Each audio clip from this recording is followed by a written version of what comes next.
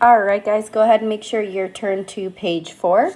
And what I want you to do right now is you're going to pause the video really quick and attempt this warm-up with your group. In 2 to 3 minutes, if everyone's not done, just go ahead and hit play again. So this means probability of a spade and a queen. So these are our spades. These are our queens. If it has to satisfy both, well, there's only one queen. That's a spade out of the 52 cards. All right, now probability of a jack and a queen. Well, if you look, there's no overlap. If we look, these are all our jacks. These are all our queens. It's impossible to be a jack and a queen. So that's 0 out of 52. All right, another one here is a heart or a face card. So I'm going to go ahead and highlight. These are all my face cards. These are all my cards that are hearts. But notice I double highlighted there. So we have to account for that overlap. So what we're going to do is we're going to say, so sorry about this. I don't know why my Apple Pen's writing like this. 13 out of 52 plus 12 out of 52.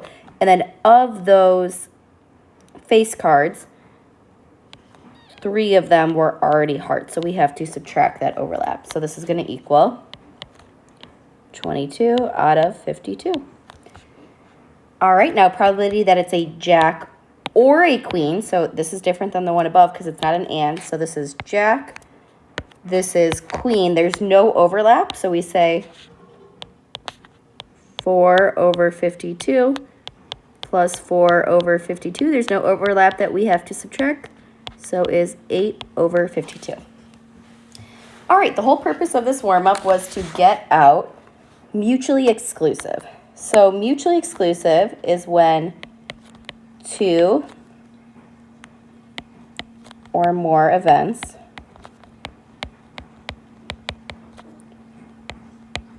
are mutually exclusive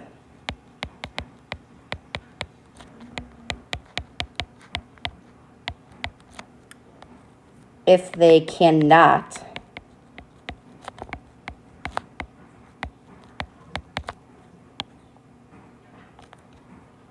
occur at the same time.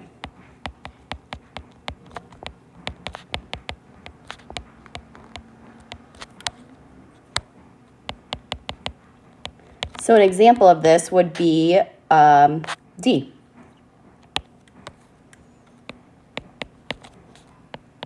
Probability of jack and queen equals 0. So those are mutually exclusive events.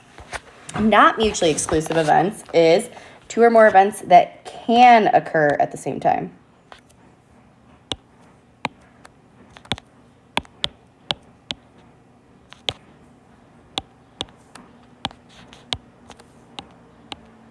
So are not mutually exclusive if they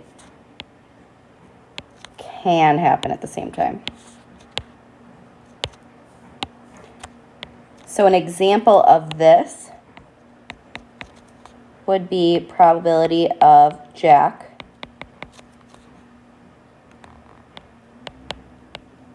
and red. Both of those can happen at the same time. You have red jacks.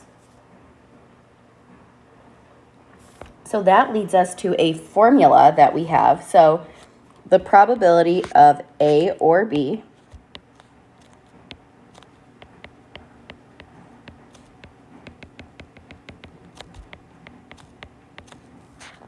oh my goodness, this pen, if anyone has tips, is equal to the probability of A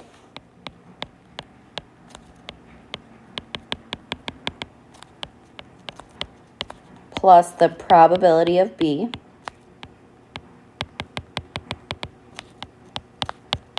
minus the probability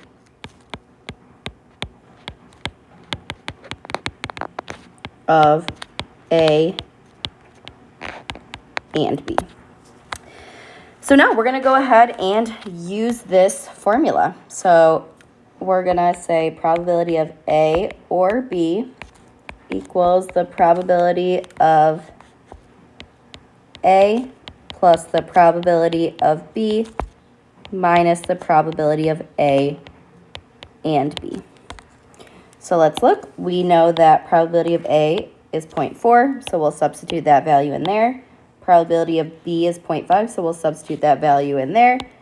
And probability of A or B is 0.08, so we'll sub it in there. So we are actually solving for the probability of A and B. So we're going to go ahead here and say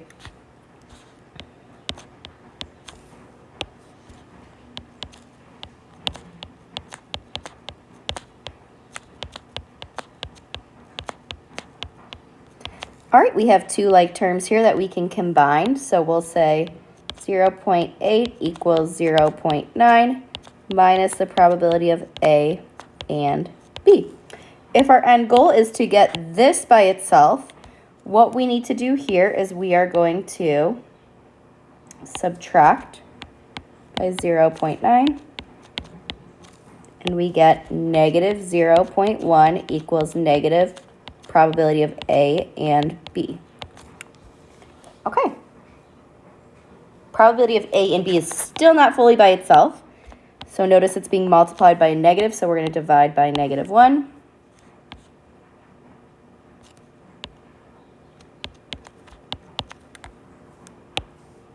And we get the probability of A and B is positive 0.1.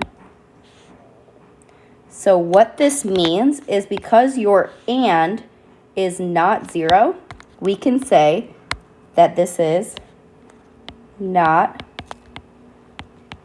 mutually exclusive. All right, pause the video and go ahead and attempt B.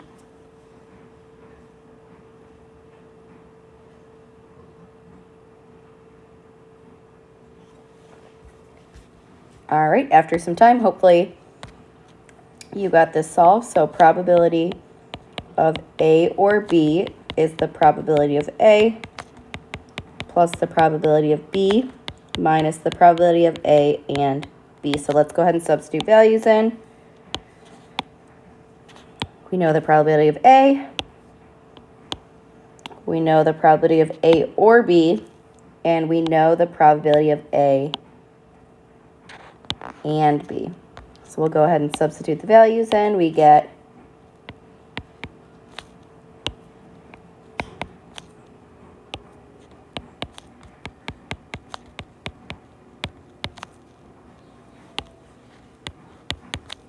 all right, well on this side we have two like terms, so we can add the 0.5 with the minus 0.1. So we get 0.4 plus probability of B. We'll now subtract the 0.4, and we get 0.2 equals probability of B. Great. All right. On your own, you're going to attempt C.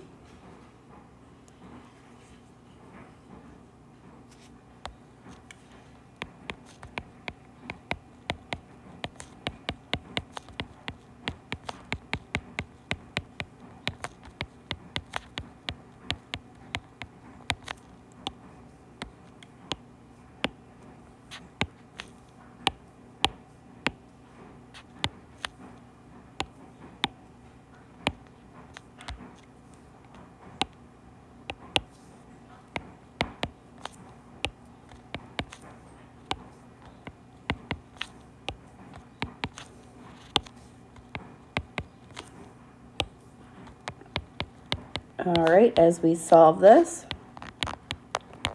we'll combine our like terms of 0.7 plus 0.2, and we get 0.9 minus probability of A and B. To get this probability of A and B by itself, we're going to subtract over, the 0.9. So we get 0 equals negative probability of A and B. We can divide by the negative. I mean, we don't necessarily have to because we know 0 divided by anything is going to be 0. So the probability of A and B is 0. So this means that the events are mutually exclusive. Great. All right, let's take a look. So the probability a student likes chocolate is 0.8, and the probability a student likes caramel is 0.36. If the probability that a student likes chocolate and caramel is 0.23, what is the probability a student likes chocolate or caramel? So let's call probability of chocolate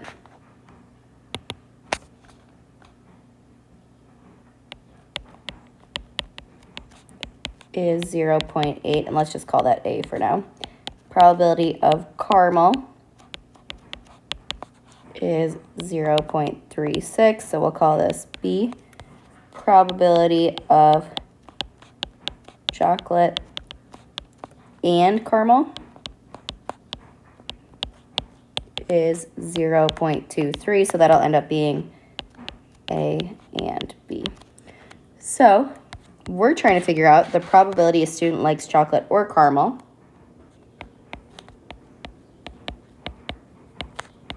Is the probability of A plus the probability of B minus the probability of A and B. And we know that liking chocolate and caramel is not mutually exclusive because probability of liking chocolate and caramel is not equal to 0. So probability of chocolate or caramel is equal to 0.8 plus 0.36 minus 0.23. So go ahead, type this in your calculator and see what you get.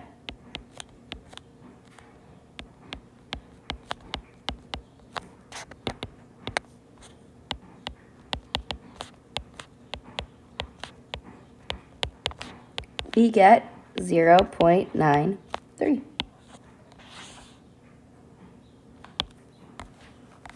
All right, great job. So this should look familiar from yesterday, so I'm just going to go through quickly. If we're talking about selecting a student from the class, your total, so in the denominator, will be 28. And then you're saying that's in a sport. So how many total people are in a sport? We look in a sport. There's 15. So the probability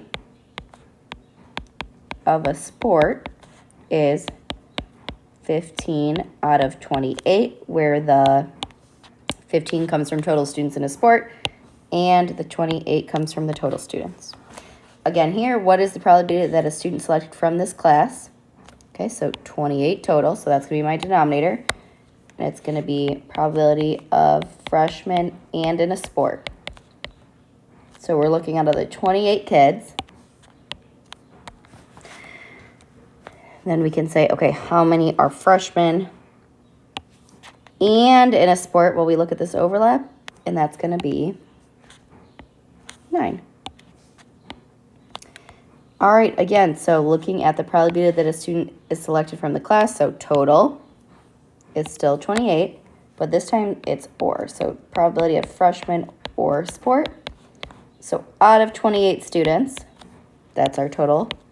How many are freshmen and how many are or how many in the sport? So that's going to be our formula we were just working with. So probability of freshman or sport is equal to probability of freshman plus probability of sport minus probability of freshman and sport. Well, lucky for us, we above saw how many students, the probability that freshmen and sport. So let's look. Probability of freshmen is 18 out of 28.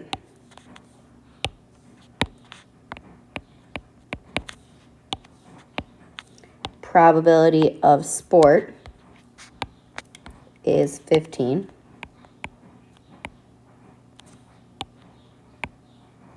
Minus probability of freshman and sport, is from above, so minus 9. So let's go ahead and calculate that.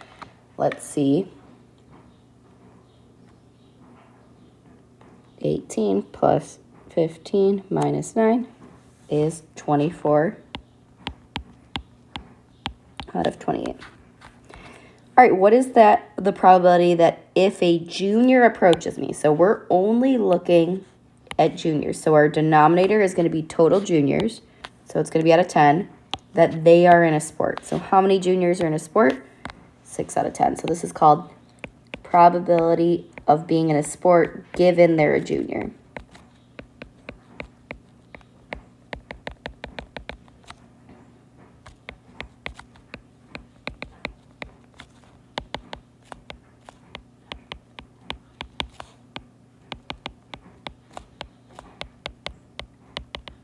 So it will be 6 out of 10. And then lastly, our complement, well, we know that what is the probability that a student selected from this class is not a junior? Well, how many total juniors do we have? We have 10.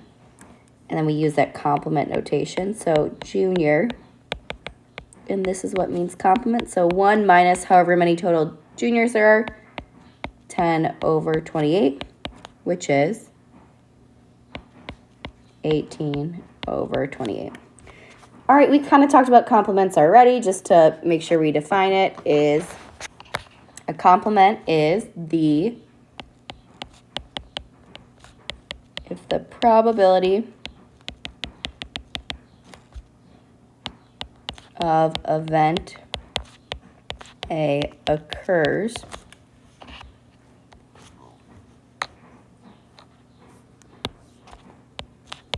is P of A, then the probability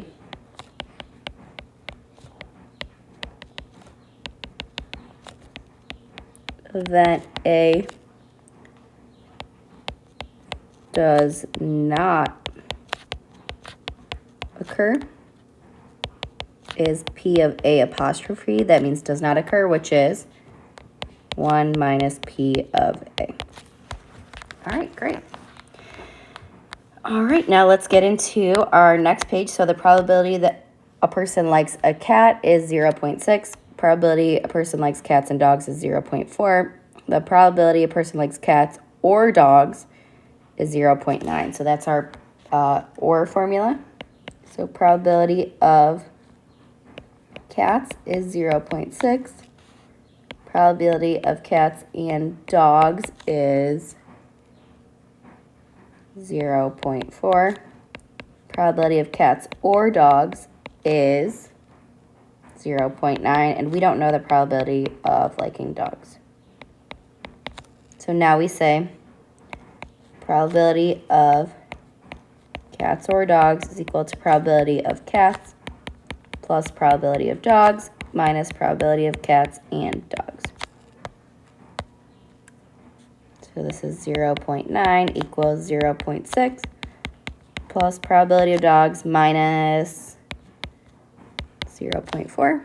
We combine our like terms, 0.9 equals 0.2 plus probability of dogs. We subtract that over, and the probability of liking dogs is 0.7. All right, so if 100 people are surveyed, we need to create a Venn diagram to represent this. So what we're going to do is we're going to make our Venn diagram, do our 2 circles. We'll call this cats. We'll call this dogs. So out of 100 people, these tell us our percent. So the probability of cats is 0.6 times 100, which is 60. Probability of dogs is 0.7 times 100, which is 70. But now we have to calculate the and, so probability of cats and dogs is 0.4 times 100, which is 40. So now, we know that there's going to be a 40 in here. So now we say 60 total people like cats, but we have to subtract the overlap, which is the cats and dogs. So we do 60 minus 40, which gives us 20. Same thing for dogs. So we know total people that like dogs is 70, but there are 40 people who like cats and dogs. So we do 70 minus 40, which is 30. And then we just double check. 20 plus 40 is 60, plus 30 is 90. How many people don't like cats or dogs? Is 10. All right, now here, let's do this again. So probability out of 48 people that they are in 7th grade, there's 25 people out of 48.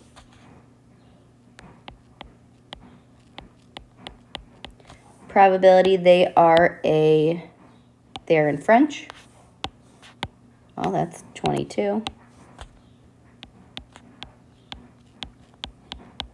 Out of 48. All right, total of French or Spanish. So as you notice, there's no overlap, like you can't be in French and Spanish, so it's mutually exclusive. So we can say there's 22 people in French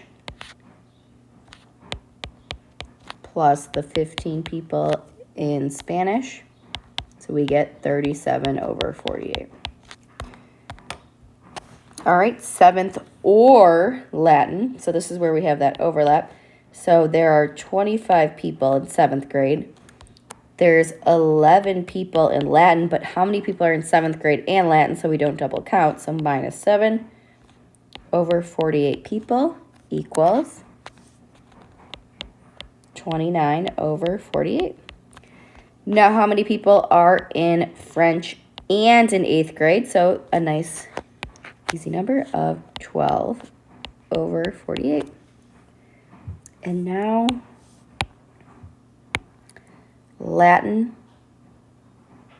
and Spanish. Well, you can only be in one language, so there will never be an overlap, so 0 out of 48. Now, how many people prefer Latin given that the person is in 8th grade? So given that tells us our denominator. So how many total 8th graders do we have? We have 23. And of those 23 8th graders, how many are in Latin? 4. Great.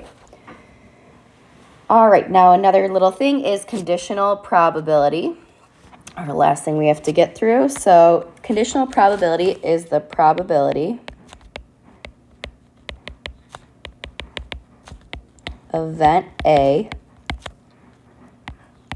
occurring given event B has already occurred.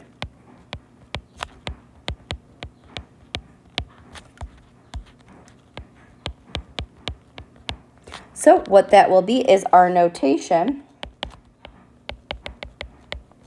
is probability of A given B.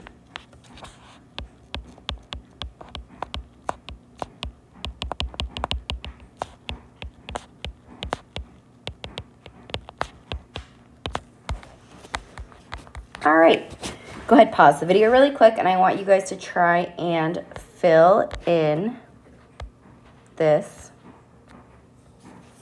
chart.